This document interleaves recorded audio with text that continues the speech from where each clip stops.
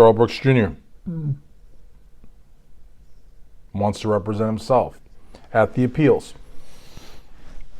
And, it's mind-boggling, to tell you the truth, because you hear his lawyer. His lawyer is competent. His lawyer is on the ball. His lawyer says that Darrell Brooks Jr. has been nothing but respectful to him. But it just seems like Darrell wants to do what Darrell did for the first go-around all over again. And poor Judge Darrell. I mean, how much does this poor woman have to face with this guy? But listen, here's the folks that people need to understand. The folks is, you are not going to be able to do a competent job of defending yourself. That's what the folks is.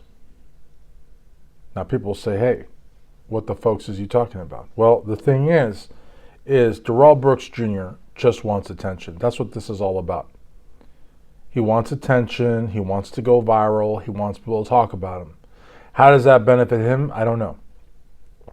Is he making money off of it? I don't know. I don't think so. He didn't want to say where he was at. His attorney said that he could say where he was at. He's trying to play little stupid games with the court, trying to play stupid little games with us because he knows that we're watching. And the reality of the matter is that when he is told that because he's at a different facility, because he won't have an attorney, because he will have to basically learn a whole new process, that may prolong everything. But in that being the case, it'll prolong the appeals. So does he really believe he can win the appeals? I don't think so, because then he wouldn't have fired the lawyer. But maybe the goal, maybe the victory isn't staying there as long as possible before being carted back off to Wisconsin. That might be it.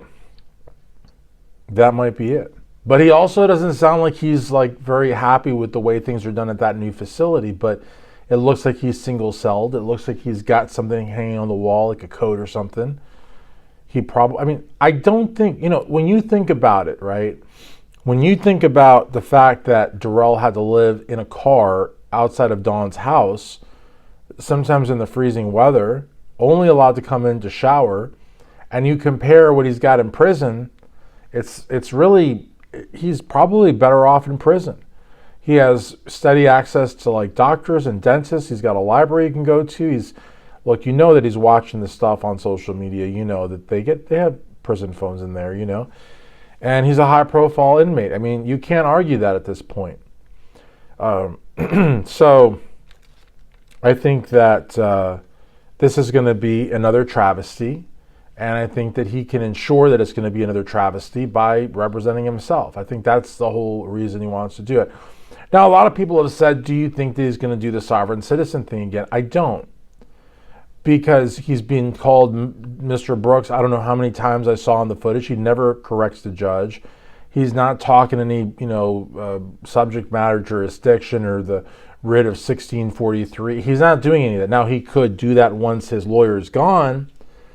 But this is a different Darrell Brooks Jr. I think that we're still going to see, we're going to see a lot of his antics. We're going to see him playing the fool, but I don't think he's going to do a repeat of the subject matter, a repeat of the sovereign citizen stuff, because I think that was done maybe at a time when he thought that I don't know. See, there's a whole debate as to whether or not during the first trial he really thought that was going to get him exonerated, or that was somehow going to get him to, fling open the courthouse doors and walk out a free man.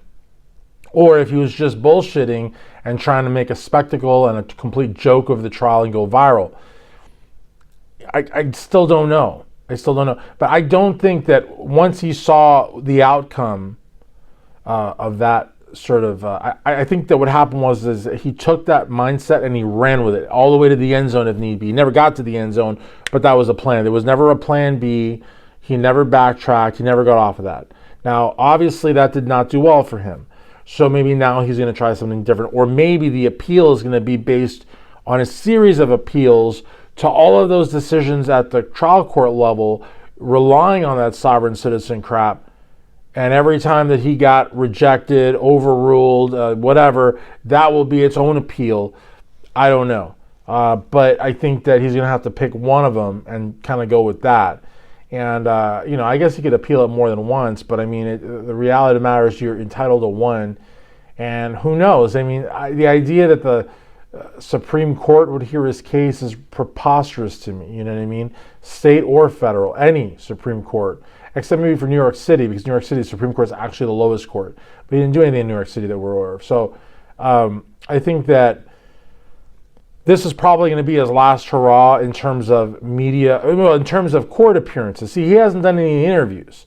But after the appeals are exhausted, then he's going to start doing interviews, right? We saw this with Manson. We saw this with Ramirez. We saw this with Bundy. Once they knew that their appeals were pretty much gone, then they could talk about the crime, and then they could talk about, what they were thinking about and why they did it, because now them doing it is no longer in question, because they've already been found guilty. They've appealed it, exhausted all appeals. They're guilty. They're going to be guilty no matter what. Now, why not take advantage of that heinousness and just fess up to it and own it? But then you look at someone like John Wayne Gacy, and John Wayne Gacy never admitted to killing over 30 guys, and having them under his crawl space. He just said that it smelled bad down there, and that's why he kept putting lie. That was a lie. But the point is, though, is that whether you dress up as a clown and kill guys or you run down a parade, you are a murderer. And I've heard people say, oh, but John Wayne Gacy was a serial killer. And, I think it's interesting because people say, oh, serial killers are over here and spree killers are over here. And, they're all killers. They're all murderers. Wade Wilson's a murderer. John Wayne Gacy's a murderer. Darrell Brooks Jr. is a murderer. But for some reason, I don't know if they're supporters of his or not, but they're like, no, don't put Darrell Brooks Jr. in the serial killer file. Well, why not? Okay, he's not a serial killer, but is he any better? I would say no. I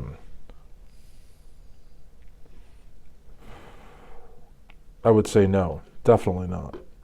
And it just bothers me that people have the need to make the correction, because it makes me wonder, are you guys like low-key protect? I mean, I don't know. I don't want to go there, but I'm sure that the appeal, especially with him acting as when you represent yourself, you have a fool as a client. And that goes for lawyers, that goes for people like him, pro se, crazy litigants who use sovereign citizen crap. Those people, those crazy people like him, learn nothing from the first go around.